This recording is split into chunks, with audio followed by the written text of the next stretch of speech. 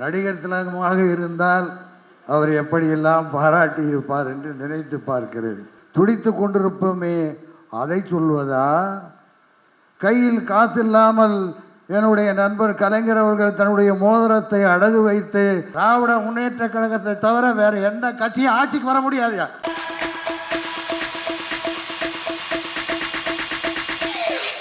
திரைப்பட நடிகர் அண்ணன் திரு விஜயகுமார் அவர்கள் உங்கள் முன் உரையாற்றுவார்.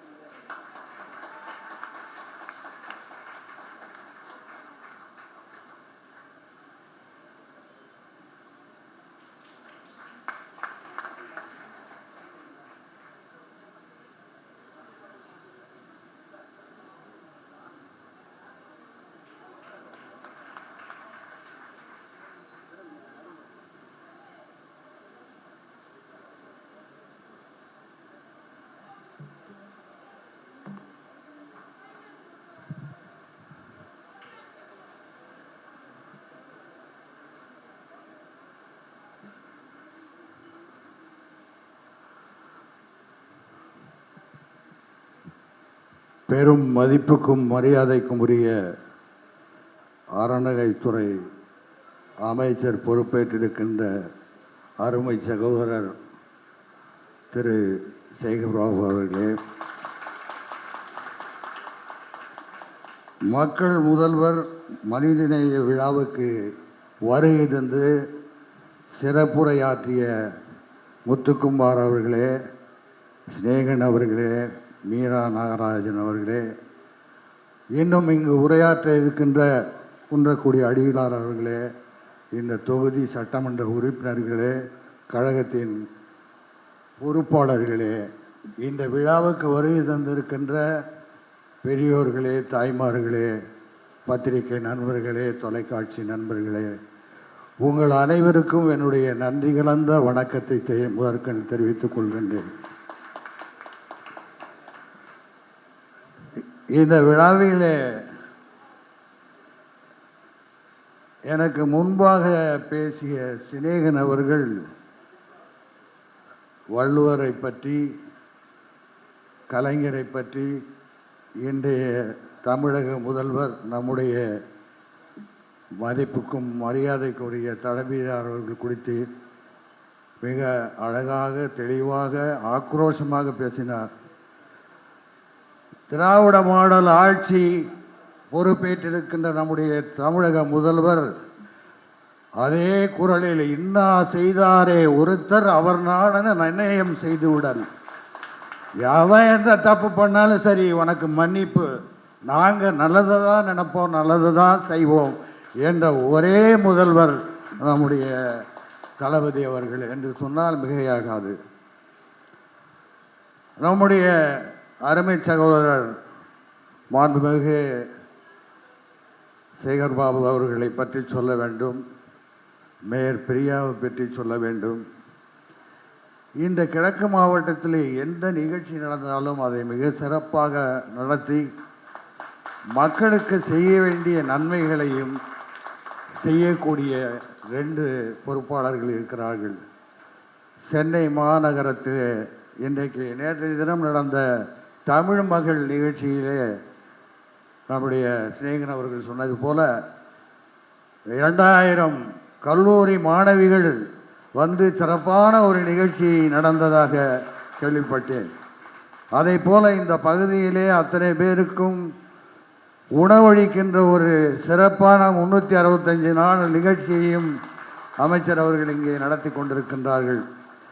இது தமிழக முதல்வருக்கு நம்முடைய அருமை சகோதரர் செய்கின்ற ஆற்றுகின்ற பணி, பெருமை என்று தான் சொல்ல வேண்டும்.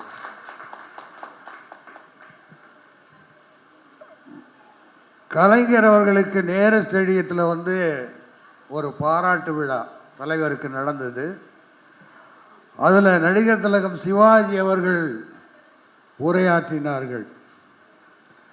இப்போ இங்கே நான் விஜயகுமாரா மக்கள் முதல்வரை பாராட்டுவதை விட நடிகர் திலகமாக இருந்தால் அவர் எப்படியெல்லாம் பாராட்டி இருப்பார் என்று நினைத்து பார்க்கிறேன்.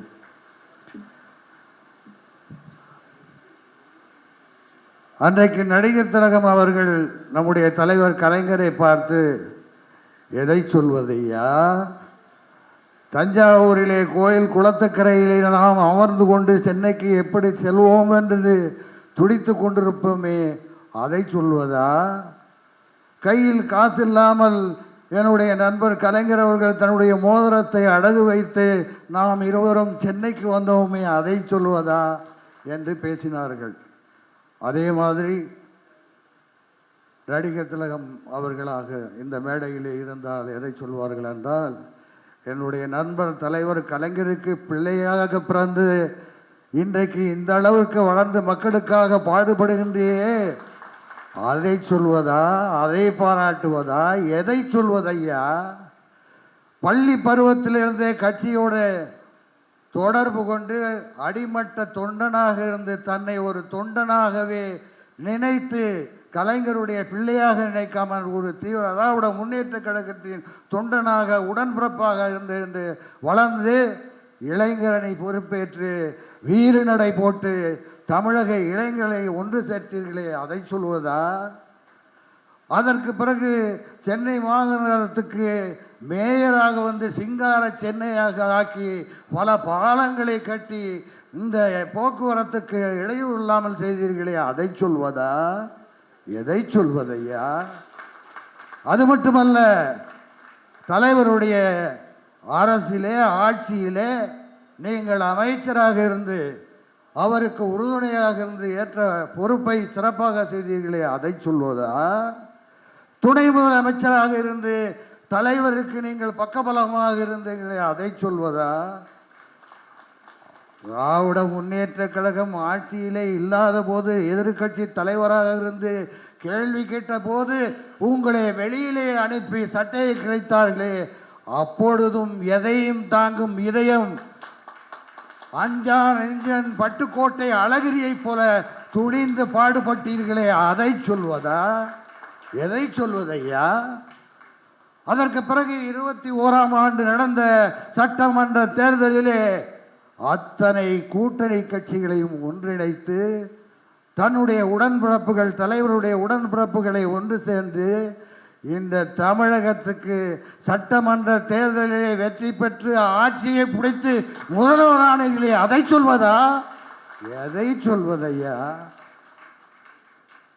நீங்கள் தேர்தல் அறிக்கையிலே கொடுத்த வாக்குறுதிகளை ஒன்றொன்றாக நிறைவேற்றி கொண்டிருக்கிறீர்கள், சொல்லாதவையும் செய்து கொண்டிருக்கிறீர்கள்.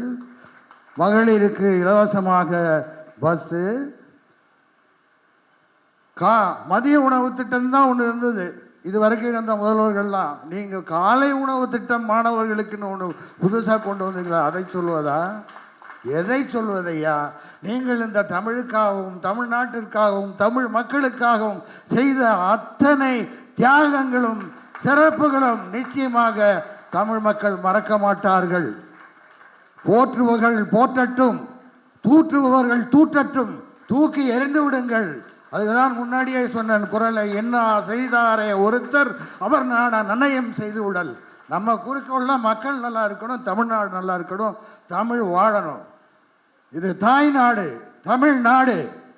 இங்கே தமிழ் தான் முதல், அதுக்கப்புறம் தான் மற்ற மொழிகள்லாம். ஆங்கிலமாக இருக்கட்டும், கன்னடமாக இருக்கட்டும், மலையாளமாக இருக்கட்டும், தெலுங்காக இருக்கட்டும், இந்தியா இருக்கட்டும், உருதா இருக்கட்டும், எதுவாக இருந்தாலும் சரி. ஆனால் இன்றைக்கு மற்ற எதிர்கட்சிகளெல்லாம் இப்போ என்ன சொல்லிகிட்டு இருக்காங்கன்னா, 26 வரட்டும், தேர்தல் இருக்கிறது, நாங்கள் பார்த்து விடுவோம் என்று சொல்கிறார்கள். நான் இது ஒரு பொதுமக்களாக ஒருத்தனாக சொல்கிறேன், நீங்கள் அடுத்த தடவை எதிர்கட்சியாக கூட வர முடியாது. நிச்சயமாக எழுதி வச்சுங்க, நான் சொல்கிறேன். நீங்கள் ஏதோ ஆட்சிக்கு வந்துட்டு நான் கேள்வி கேட்க போகிறோம், நடவடிக்கை எடுக்க போகிறோன்னு, உங்கள் மேலே தான் நடவடிக்கை எடுக்கப்பட இருக்கிறது.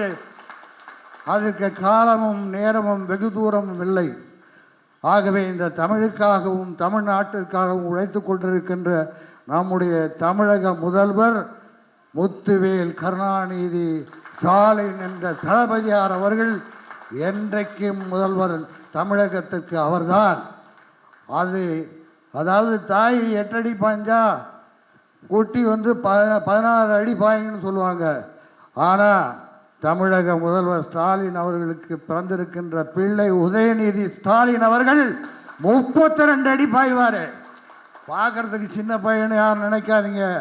தமிழ் மக்கள் தமிழ்நாட்டை எப்படி காப்பாற்ற வேண்டும் என்ற ஒரு முடிவோடு இருக்கிறார். வருங்காலம் எதிர்காலத்தின் முதல்வர் அவர்தான், அது சந்தேகமே இல்லை. திராவிட முன்னேற்ற கழகத்தை தவிர வேறு எந்த கட்சியும் ஆட்சிக்கு வர முடியாது. ஏன்னா மக்களுக்கு இதை விட என்ன செய்ய முடியும்? செய்ய வேண்டியதெல்லாம் செஞ்சுக்கிட்டு இருக்காங்க. கடன் வாங்குறீங்கன்னா கடன் வாங்காமல் என்ன பண்ண முடியும்? வரி போட்டால் ஏன் வரி போடுறீங்கன்றீங்க, கடன் வாங்கினா ஏன் கடன் வாங்குறீன்றீங்க. இதெல்லாம் சமாளிப்பார். தமிழகத்தை தலை சிறந்த மாநிலமாக நிச்சயமாக நம்முடைய தளபதி அவர்கள் உருவாக்குவார். அவர் பல்லாண்டு காலம் வாழ வேண்டும் என்று வாழ்த்தி விடைபெறுகிறேன். நன்றி, வணக்கம்.